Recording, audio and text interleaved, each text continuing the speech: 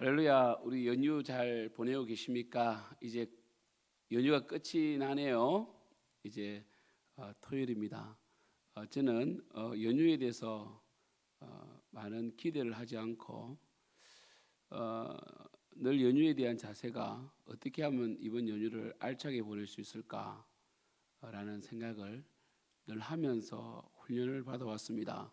청년 때는 연휴 때에 범죄하지 않을까.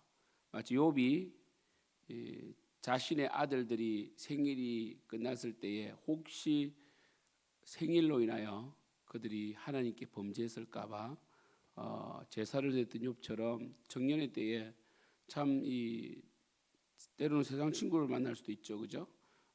그리고 요즘 이 청년들 그리고 중고등부 학생들은 연휴 동안에 게임방에 많이 가고 그러죠. 그래서 좀 방탕하게 돈을 많이 쓰고 그런 것들을 청년들은 훈련받았고요. 그리고 이 결혼하고 나서는 이 가족들과 함께 일단 집이 멀었기 때문에 지금 제가 경기도 와서는 집이 멀었지만 그 전에는 좀 집이 가까웠죠.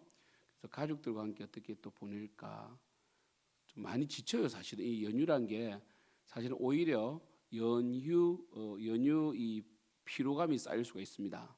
오히려 그래서 또 고민하고요. 지금 또 목회자로서 어떻게 할까? 사실은 이번 연휴 동안에 제가 주일 갔다가 월요일 마산에서 오므로 기경길 차량도 막히지 않았고요.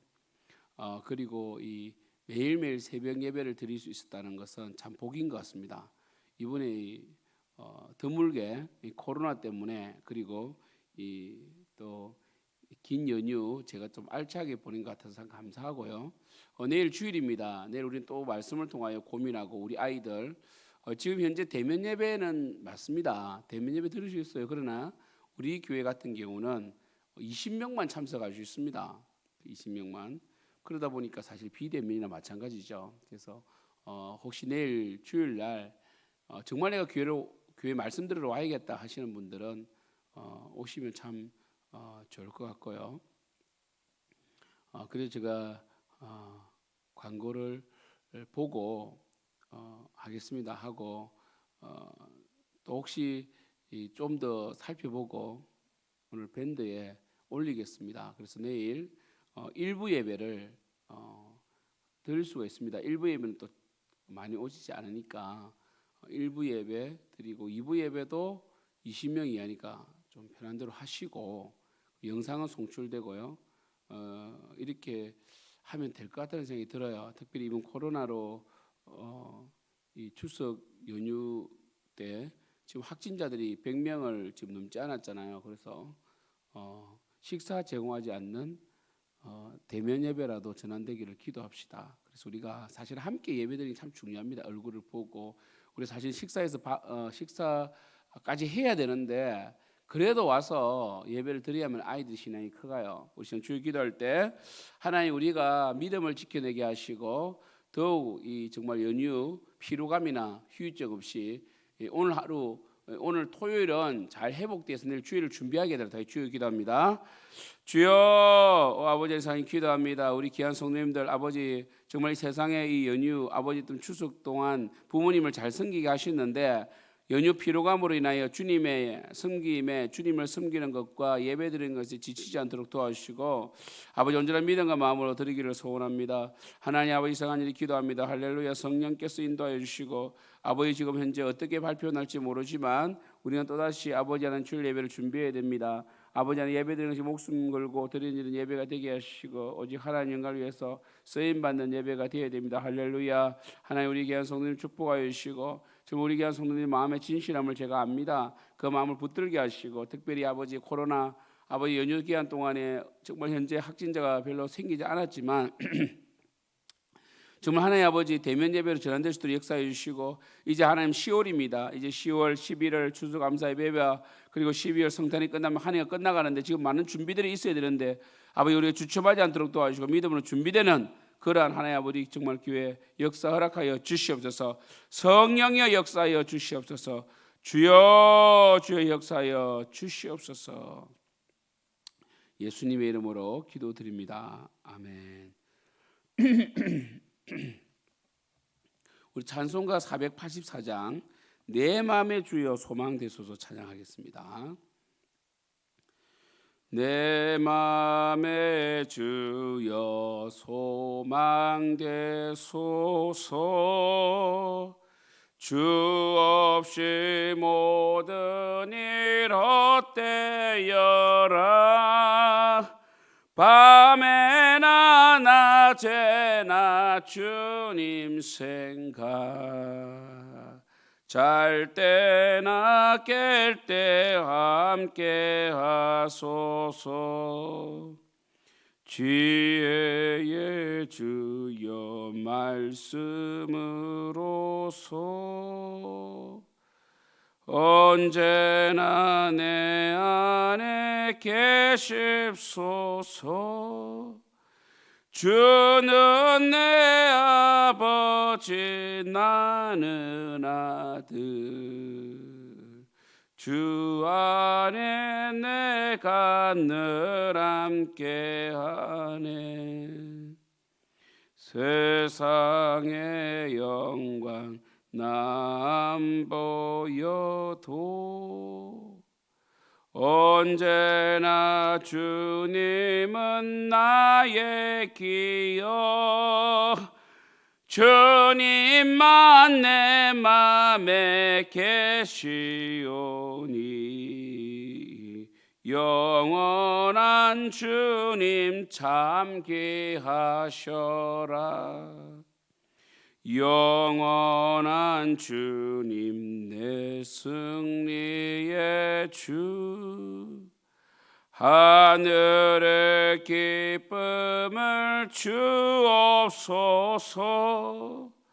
어떠한 고난이 닥쳐와도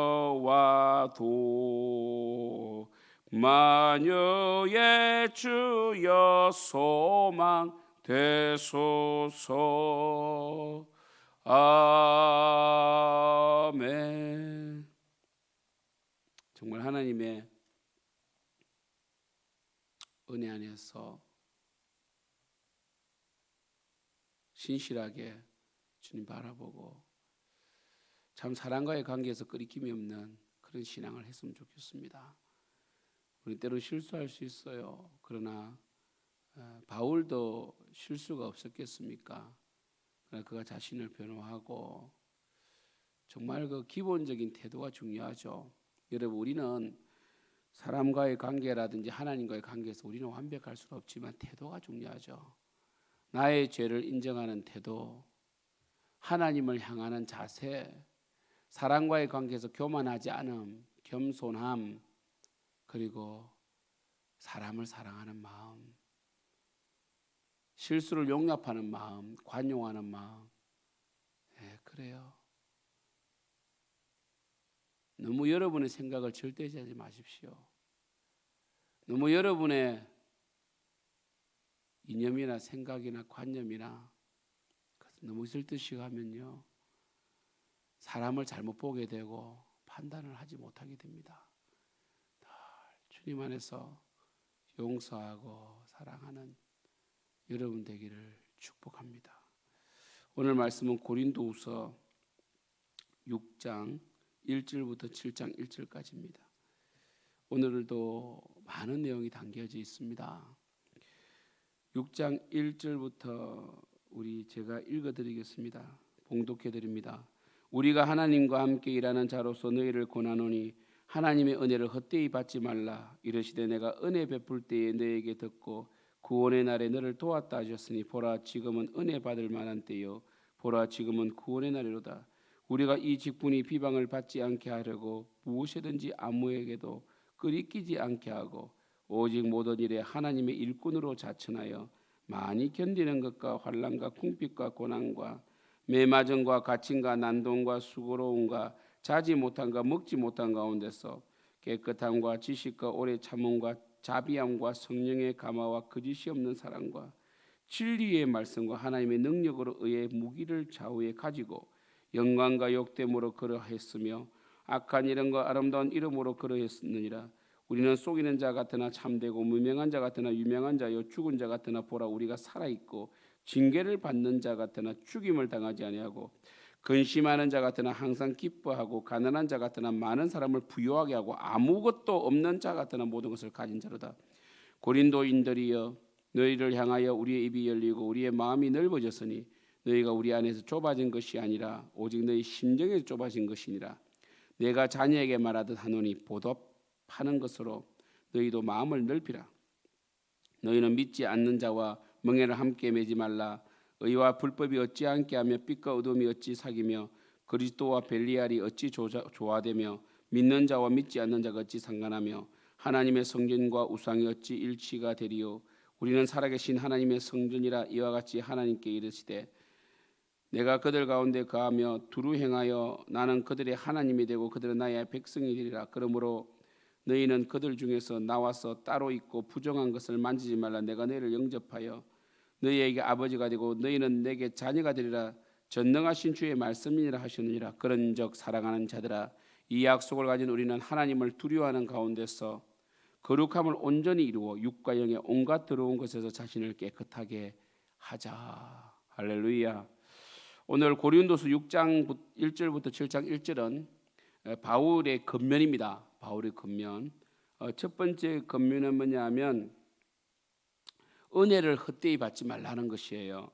우리가 하나님께 함께 일하는 자로서, 그러니까 이 고린도후서 6장 1절은 참 좋은 본문입니다. 왜냐하면 바울이 고린도 성도들을 향한 태도가 어떻게 되어 있습니까?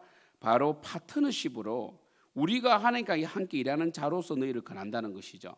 하나님과 함께 일한다는 것은 하나님과 함께하는 제자라는 뜻이고, 하나님과 함께 길 위에 있는 자로서 하나님의 은혜를 헛되이 받지 말라는 거예요. 그러니까 하나님의 은혜를, 우리가 하나님의 은혜는, 그 구원의 은혜는 너무나 값이 비싸서 거저 주신 거지 값싸서 주신 게 아니거든요. 은혜를 헛되이 받지 말라는 것은 앞에서 수많은 바울의 그 설교 속에 나타나잖아요. 어떻게 하면 은혜를 헛되이 받지 않습니까? 사나 죽으나 주를 위해 사는 것이 바로 은혜를 헛되이 받지 않는 것이죠. 오직 하나님 영광을 위해 사는 것이고, 그리고 화평의 사도요 새 언약의 일꾼으로서, 새 언약의 일꾼으로서 생명을 살리는 자요 화평의 사도로서 화평케 하는 자로서 하나님 그 복음을 전하는 자요, 하나님께로 화평케 하는 자면서 내가 화평케 되는 자요. 그러니까 이게 이러한 삶이 있는 자가 은혜를 헛되이 받지 않는 자죠. 은혜를 헛되이 받은 자는 이 땅에서 방탕하고 자신을 세우려고 하고 자신의 욕망을 위해 살아가고, 화평케 하는 것이 아니라 늘 자신의 욕망을 위해 살다 보니까 다른 사람을 파멸시키고 파괴시키는 인생을 살더라는 것이죠. 2절에 보면 이르시되 내가 은혜 베풀 때 너에게 듣고 구원의 날을 도왔도다 하시느라. 보라 지금은 은혜 받을 만한 때요 보라 지금은 구원의 날이로다. 바로 지금, 바로 이 신약 시대가 구약에서 그토록, 그러니까 이 말씀에 뭐가 포함되느냐면 이사야 말씀에, 지금은 이사야 시대에 지금은 너희들이 율법 속에 헤어나지 못하고 율법의 그 정죄함에 빠져 있지만 언젠가는 성령께서 이 땅에 오셔서 이 신약 시대에 성령의 시대가 되면, 성령께서 강력하게 역사하게 되면 예수님의 십자가의 보혈 이후에 우리의 이 삶은 바로 은혜 받을 때요, 은혜 받을 만한 때요 구원의 날이 될 것이다. 그래서 지금 유대인들은 지금도 예수를 믿지 않기 때문에 율법의 정죄 속에 빠져 있고, 그들은 의문의 율법에 순종하면서 율법에 100% 순종해야만이 천국 가는데 그게 불가능하기 때문에 예수 그리스도의 공로로 우리는 천국 가게 됩니다. 그게 바로 은혜 받을 때고 바로 구원의 날이라는 것이죠. 너희들은 은혜 받은 자고 구원 받은 자로서 왜 세상 사람들처럼 살려고 하는가? 왜 세상 사람처럼 외형을 자랑하려고 하는가? 이렇게 말하는 거예요, 바울이. 그리고 바울은 계속해서 이제 마지막 부분입니다. 전체를 정리하면서 자신의, 내가 사도가 아니라고 비방하고 나를 미쳤다고 하는 너희들에게 분명히 말하지만 나는 예수 그리스도의 사랑에 미친 자고 나는 이런 자다, 이렇게 하면서 이제 두 번째로 사도권을 변호하고 있습니다. 첫 번째 권함은 뭡니까? 바로 은혜를 헛되이 받지 말라는 것이고, 두 번째는 이 삽입절처럼 바울이 자신의 삶을 변호하는데, 우리가 이 직분이 비방을 받지 않게 하려고 무엇이든지 아무에게도 끓이지 않게 하였다. 이 말은 뭐냐면 바울은 자비랑으로 이 복음의 사도의 역할을 감당했습니다. 끄리낌을 받지 않기 위해서. 그래서 사절에 보면 오직 모든 일에 하나님의 일꾼으로 자천하여 많이 견디는 것과 환난과 궁핍과 고난과, 그게 바울이 내가 하나님의 사도인 증거가 뭐냐? 나는 많이 맞았다는 거예요. 예수님 때문에 많이 굶었다는 거죠. 나는 환난과 궁핍과 고난을 많이 당했다는 것이죠. 오절에 매 맞았다는 것이죠. 갇혔다는 거죠. 난동과 수고로움과 자지 못한과 먹지 못한 가운데 있었다는 것이죠. 깨끗함과 지식과 오래 참음과 자비함과 성령의 감화와 거짓 없는 사랑이 있었다는 것이죠. 바울의 이 사도권의 변호는 우리 목회자들이 좀 많이 읽었으면 좋겠어요. 우리 목회자는 오직 성도를 섬긴 것만 기억되어야 될 존재들입니다. 성도들과 함께하고 사랑을 나누고 성도를 섬긴 것, 이것이 목회자의 이 뭡니까? 훈장이죠, 훈장. 어찌 보면. 그러니까 결국 많이, 나는 좀 이 속된 말로 나는 많이 주었다. 나의 재능도 하나님 영광을 위하여서 준 것이고, 그러니까 영어를 잘하는 사람은 영어로 쓰임 받는 거고, 그리고 어제 보십시오. 우리 이 주일날 이 연휴 동안에, 추석 연휴 동안에 우리 김경옥 집사님과 김세 집사님이 이 새가족실 이 앞에 이 발판을 다 고치고 가셨잖아요. 저는 못해요 이거. 예, 저는 그런 재능이 없습니다. 근데 김세 집사님과 김경옥 집사님은 그러한 재능으로 고치셨잖아요. 그것이 바로 하나님 영광을 위한 일이죠. 사실 제가 좀 견디게 하려고 피스로 좀 받고 있는데 이게 막 부서지도록 해서, 그리고 위험해요. 왜냐하면 아이들이 올라서다가 잘못 디디면 부서지면서 큰일 날 수 있기 때문에, 사고가 날 수 있잖아요. 왜? 도로변이기 때문에. 희층에서 넘어지면서 다른 사람을 치가지고 다른 사람이 이 도로가로 튕겨 나오면서 차에 받칠 수 있기 때문에 굉장히 위험했는데 바로 고쳐주셨잖아요. 얼마나 감사한지 보십시오. 이것이 우리 그리스도인의 자랑이잖아요. 없는 것으로 섬기라고 하지 않으세요. 여러분의 재능과 여러분의 물질과 여러분 있는 것으로 섬기고 사랑하고 구제해라는 것이죠. 바울이 이걸 말하잖아요. 7절 진리의 말씀과, 바울은 진리의 말씀을 전했습니다. 하나님의 능력의 의의 무기, 바로 이것도 말씀이죠. 좌우에 가지고 의의 무기, 성령의 검, 곧 말씀을 가지라. 말씀 아니겠어요? 말씀대로 살았다는 것입니다. 영됨과 욕됨으로 그랬으며 악한 이름과 아름다운 이름으로 그랬느니라. 우리는 속인 자 같으나 참되고, 사람들은 우리를 속인다고 그랬습니다. 부활이 어디 있느냐? 헛된 말을 하는구나. 그러니까 참되잖아요. 그들은 부활을 이성으로 납득하지 못해서 믿지 않았지만 그건 진리잖아요. 참되고, 무명한 자 같으나 유명한 자요. 이 땅에서는 무명합니다. 바울은 가말리엘 문화성으로 최고의 학식을 가진 사람이지만 예수 때문에 모든 것을 배설물로 버렸지만, 그래서 사람들은 바울을 압니까? 모릅니다. 바울이 복음을 전할 때마다 외형으로 판단하고 바울을 배척했지만 그는 천국에서는 유명한 자가 되었다는 거죠. 죽은 자 같으나 살아있고, 어찌 보면 세상의 모든 권세와 권력을 포기한 사람은 죽은 자 아닙니까? 대기업에 다닐 때는 어깨에 힘주다가 대기업만 퇴사해도 그렇게 우울증에 걸린다잖아요. 그러나 바울은 모든 것을 포기함으로 죽은 자 같았으나 살아있고, 징계를 받는 자 같으나 죽임을 당하지 아니하고, 바울은 뭔가 죄로 인하여 징계를 당한 것 같았지만 그것은 바울의 죄 때문이 아니라 그리스도를 위한 복음의 영광이었다. 근심하는 자 같으나, 참 바울을 보면 뭡니까? 참 당신은 불쌍합니다. 노후 대책도 없고 매일 이렇게 돌아다니고 재산이 있습니까? 하루 벌어 하루 먹고 사는, 뭡니까? 예, 그죠? 플럼 핸드 투 마우스 아닙니까? 하루 벌어 하루 먹고 사는 당신 같은 인생은 참 불쌍하다 했지만 항상 기뻐합니다. 가난한 자 같으나 많은 사람을 부유하게 하고, 떡 한 조각도 나눠 먹는, 그리고 많은 사람이 이 바울을 통하여 은혜 받았던, 아무것도 없는 자 같으나 모든 것을 가진 자로다. 바로 이것이 나의 삶이다. 너희들이 판단하라. 지금 거짓 사도들이 들어가지고 추천서를 가지고 와서 바울이 추천서 없다고, 라이센스 없다고 지금 배척하지만 나는 이렇게 삶을 살았기 때문에 너희들이 판단해야 된다. 과연 저들이 비방하는 것이 맞는가? 바울에게 사랑을 받고 바울에게 성림을 받은 사람이 어떻게 바울을 비방합니까? 그런데 그런 일이 있더라는 것이죠. 때로는 목회자와 성도 사이에서 조금만 기분 감정이 뒤틀리면 떠나봅니다. 교회를. 목회자가 정말 그렇게 잘해준 것들 기억하지 못하고, 목회자도 마찬가지죠. 성도들을 정말 진심으로 사랑하고 양으로 생각하고 그저 바울처럼 자신의 것을 주어서 살려야 되는데 양의 그 성도들의 영혼을 강탈하고 그렇게 하면 안 되거든요. 여러분이 마지막 여러분의 평가서를 쓴다면 이렇게 쓸 수 있겠습니까? 만약 여러분 인생의 말미에 나는 이렇게 하나님을 위해 살았습니다라고 한 장 A4 용지 한 장을 써보라면 뭘 쓰겠습니까?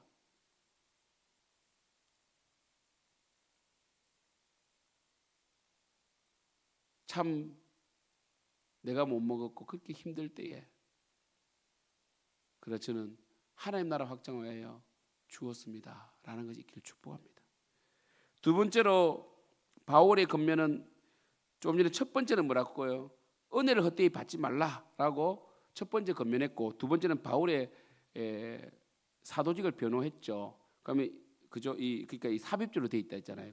첫 번째 권면은 은혜를 헛되이 받지 말라. 6장 1절 2절입니다. 뛰어넘어서 중간에 삽입되어 있고 11절부터는 뭡니까? 너희들 마음을 좀 열어라 이렇게 말합니다. 권면. 나는 너희들에게 마음이 늘 열려 있다. 내가 좀 책망했다고 해서 너희들의 죄를 지적했다고 해가지고 그렇게 좁아지지 말고 넓혀라. 나를 좀 받아주라 이렇게 말하는 겁니다. 11절 고린도인들이여 너희를 향하여 우리의 입이 열리고 우리의 마음이 넓어졌으니 봐라 내 말을 봐라 내 이 편지를 보라. 내가 너희들 정말 사랑한다. 예수의 사랑으로 너희를 대했지 내 욕심과 탐욕이나 나의 감정을 대한 것이 아니다.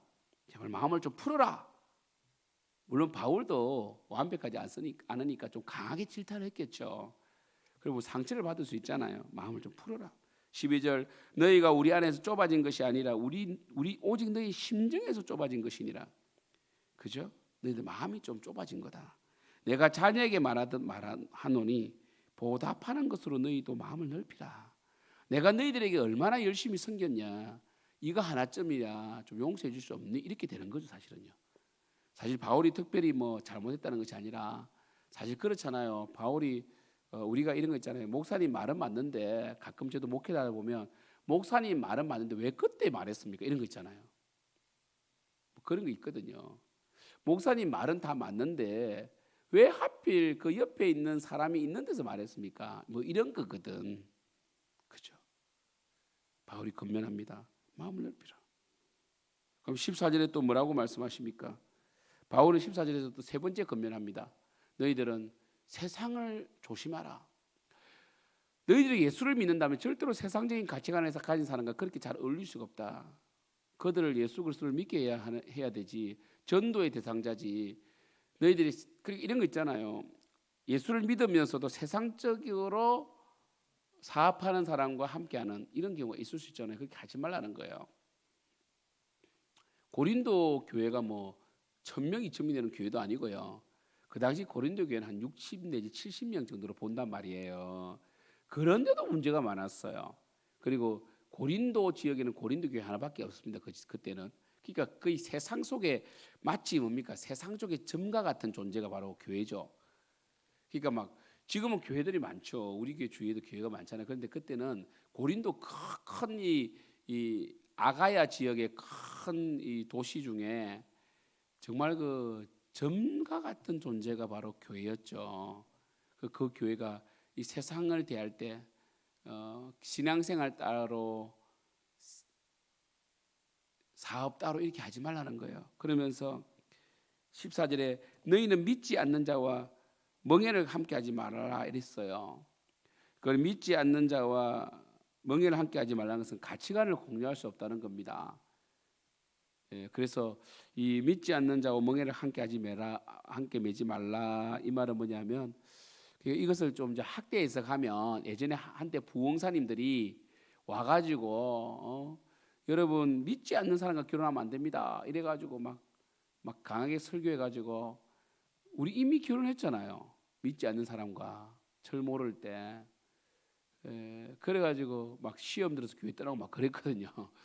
그래서 사실은 이 결혼도 마찬가지죠. 사실 이 성경에서는 이 결혼도 굉장히 믿는 자의 결혼을 중시 여기잖아요. 왜냐하면 결혼이란 것은 단순하게 둘과 둘이 만남이 아니라 가정과 가정, 가문대 가문의 만남이고 전통과 전통의 만남이기 때문에 이 흡수될 수가 있습니다. 저도 특별히 여자분들이 믿음이 좋아야 되는 게 남자는 신앙생활 잘하는데 예수 안 믿는 여자분을 만나서 교회 생활 못하는 분들을 많이 봤습니다.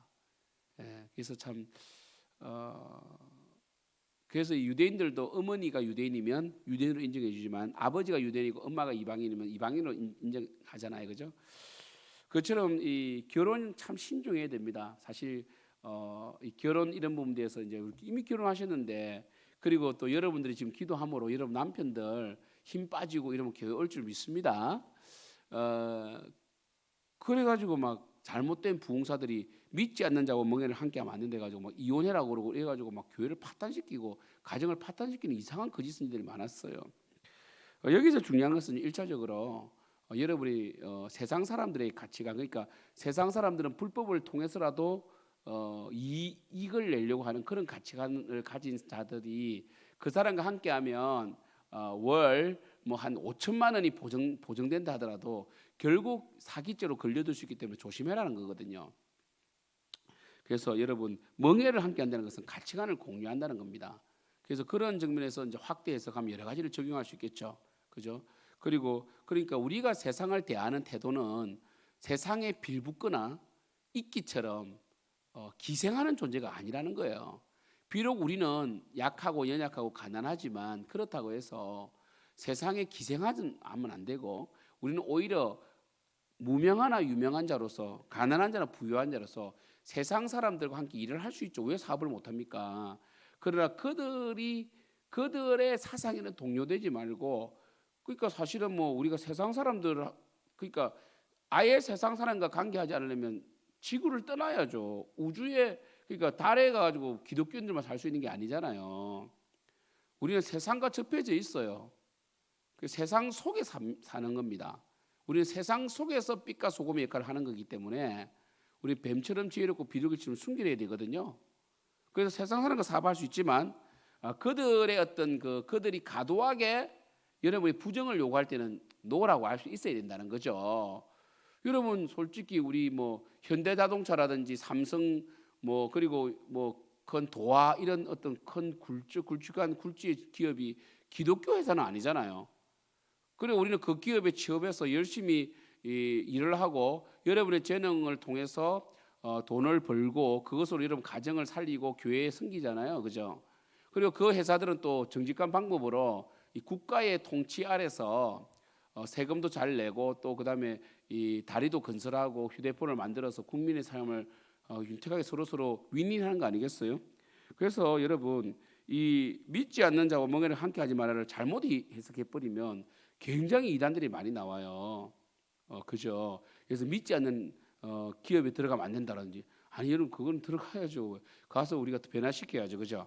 요셉도 보디발의 집에 들어가가지고 보디발 집에서 하나님의 영광을 보여줬잖아요. 그죠? 이렇게 해석해야 됩니다. 그래서 여러분들이 세상 사람과 전혀 관계하지 말라는 뜻이 아니라 세상 사람과 사업하지 말라는 뜻이 아니라 또 여러분이 또 예수 안 믿는 분과 결혼했다고 해서 이혼하라는 뜻이 아니라 가치관을 공유하지 말라는 거예요. 그래서 사실은 여러분들이 예수 믿지 않는 분과 결혼했다는 것은 그 예수 믿지 않는 배우자가 여러분을 통하여 예수를 믿게 하려는 하나님의 계획이라고 보세요. 실수로 보지 마시고 아쉽죠. 좀 더 예수님 일찍 만났으면 예수 믿는 사람과 함께 행복하게 하나님을 섬길 텐데 그러나 예수 믿는다고 교회 다닌다고 자처하면서 결혼해도 파탄되는 가정도 많아요. 진짜 예수 믿는 사람 저는요 우리 아이들에게 그래요. 너 교회 다니는 사람하고 결혼하지 말고 진짜 예수 믿는 사람과 결혼해라. 그 이전에 네가 진짜 예수를 믿어라. 하나님은 살아계신데 네가 진짜 예수를 믿고 하나님 위해 살아가면 너에게 하나님께서 좋은 배필을 주지 않겠느냐. 할렐루야. 이게 중요하죠. 늘 내한테 문제가 있는 거죠. 그래서 믿지 않는 자의 가치관과 함께하지 말라고 해석하면 됩니다.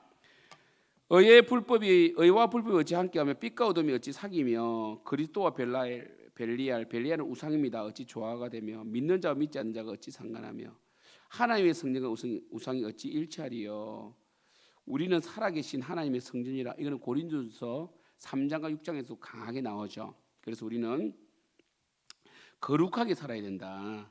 그래서 이 세상에 살면서 우리의 생각과 우리의 영혼이 세상에 오염되지 말라는 것이죠. 그러면서 7장 1절에 그런즉 사랑하는 자들아 이 약속을 가진 우리는 하나님을 두려워하는 가운데서 거룩함을 온전히 이루어 육과 영의 온갖 더러운 것에서 자신을 깨끗하게 하라 이거죠.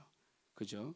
그래서 이 약속 우리가 천국에 대한 약속을 가진 자고 하나님의 자녀로 인침받은 자 아닙니까?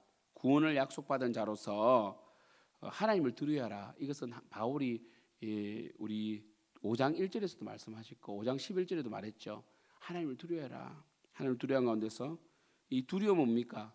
무서운 두려움이 아니라 사랑에 대한 두려움이죠. 하나님의 그 사랑하시는 그 사랑하는 자를 실망시키지 않겠다는 두려움 아니겠어요? 거룩함을 온전히 이루어서 육과 영의 온갖 더러운 것에 자신을 깨끗하게 하라. 그러니까 우리의 육과 영이 어떻게 들어오십니까? 요즘에 이 TV라든지 드라마, 막장 드라마라든지 그리고 이 영화 이런 데 굉장히 음란하잖아요. 그죠? 요즘에 제가 놀라운 것은 웹툰 이런 것 제가 한번 쭉 서칭해 보면요. 동성 연애를 미화하는 웹툰이 너무 많이 나왔어요, 지금요. 잘생긴 남자와 잘생긴 남자. 너무 막 적나라하게 동성애하는 것이 좀 많아 나와가지고 너무너무 걱정입니다.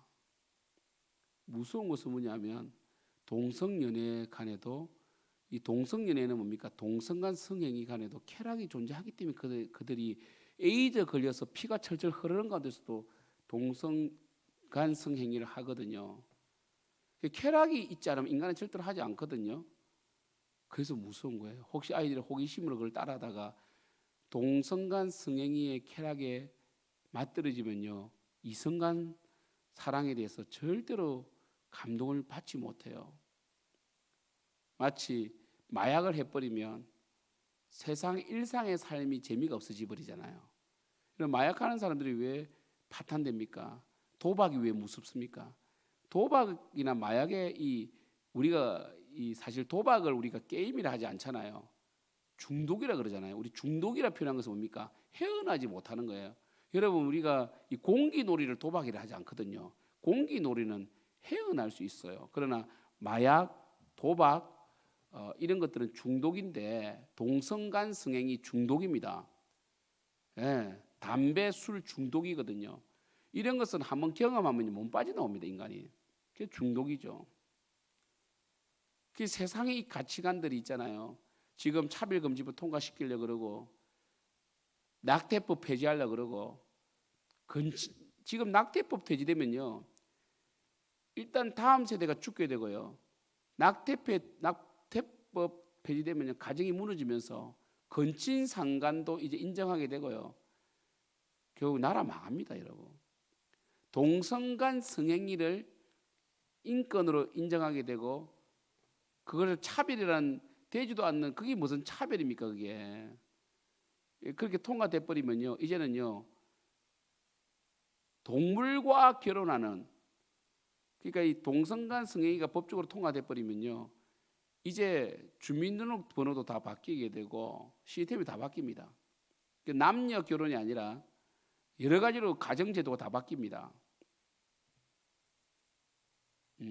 입양제도도 다 바뀌게 되고 그렇게 되면 이제 동물과 결혼하겠다는 사람도 나는 내 인권이다 이렇게 하면 어떻게 할래요? 소아성애자들, 예, 여러분 45세 사람이 뭐 50세 사람이 10살짜리 애를 사랑한다면서 쫓아다니고 그러면 유치원 막 그 사람들이 유치원 교사로 들어가 가지고 유치원 애를 막 데리고 와서 나쁜 짓 하면 어떻게 할래요? 그래가지고 난 얘 사랑했다, 얘도 내 사랑한다 했다. 그거 어떻게 할래요, 여러분? 소외 성애자들, 동물 성애자들, 막 이런 거 다 인정해 줘야 됩니다. 그러니까 이 세상의 가치관이 지금요, 이 세상이 너무너무 더러워지고 있기 때문에 우리는요, 육과 영의 온갖 더러운 것에 자신을 깨끗하게 해야 됩니다. 그 영도 들어줄 수 있다는 걸 이 말씀 통해서 알 수 있죠. 보세요.